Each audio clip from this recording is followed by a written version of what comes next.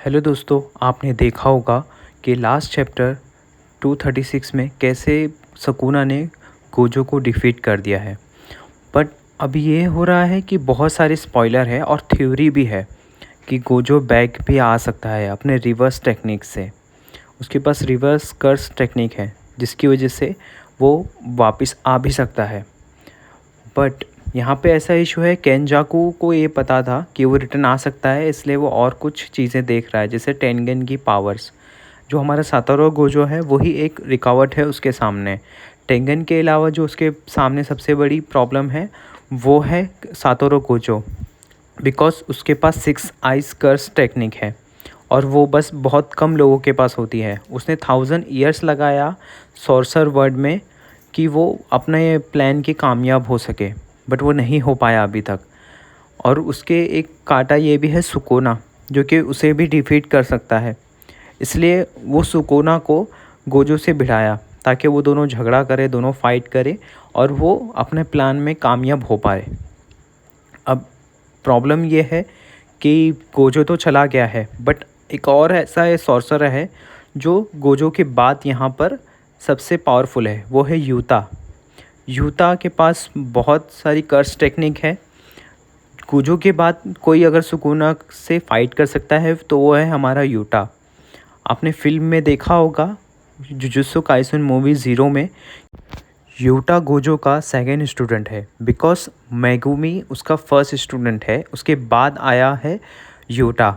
Utah को बहुत सारी चीज़ें पता है और ऑलरेडी सातोरू गोजो ने यूता को बता चुका है कि यूजी इतेदोरी कौन है, उसकी स्पेशल एबिलिटी क्या है और वो किस तरीके का सॉर्सरर है और वो कैसे सुकुना का कंट्रोल कर सकता है।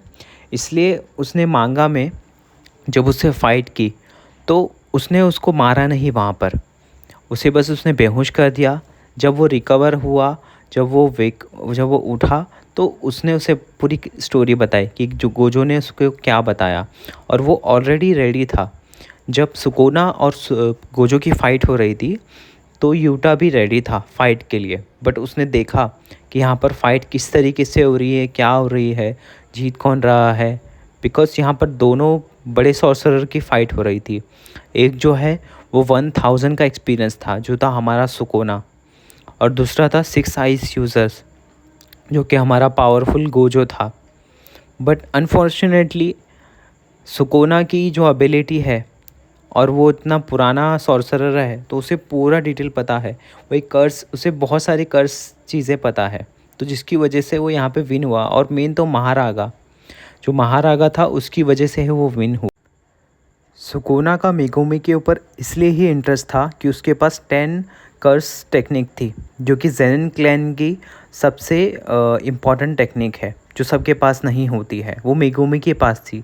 और जब वो फर्स्ट टाइम मेगुमी से मिला तो उसके ऊपर उसका इंटरेस्ट ज़्यादा हुआ और उसे पता था कि उससे आगे क्या करना है। इसलिए उसने आगे चलकर उसने शिबोया आग के वक्त उसने उसके ऊपर कंट्रोल किया और तब से उसने धमाल मचाई है। और अभी तक वो सातोरू गोजो और पूरी आदि सिटी को पेल चुका है। उसे पता है कि कैसे सॉर्सरर होते हैं और उसे किसे डिफीट करना है। और ऑलरेडी वो देख चुका है कि केंजाकू कौन है।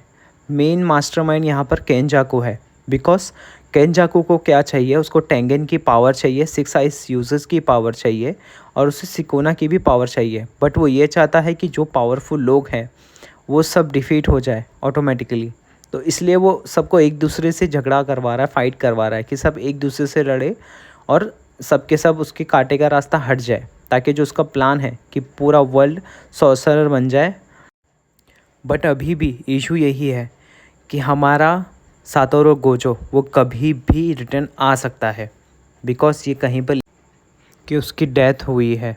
हमें बस बताया गया है उसे डैमेज हुआ है और हमें ये बताया गया है चैप्टर 236 में कि गोजो सब लोगों से बात कर रहा है जिनकी डेथ हो गई है, और वो लास्ट में कहता है कि बाय, वो वापस आएगा। उसने ये कहे कि सबसे बाय किया है, तो इसका मतलब है कि वो अलाइव हो सकता है रिटर्न, और इसका मतलब यही होगा कि वो रिटर्न आएगा। ऐसे वीडियो को देखने के लिए लाइक, शेयर एंड सब्सक्राइब कीजिए। Thank you.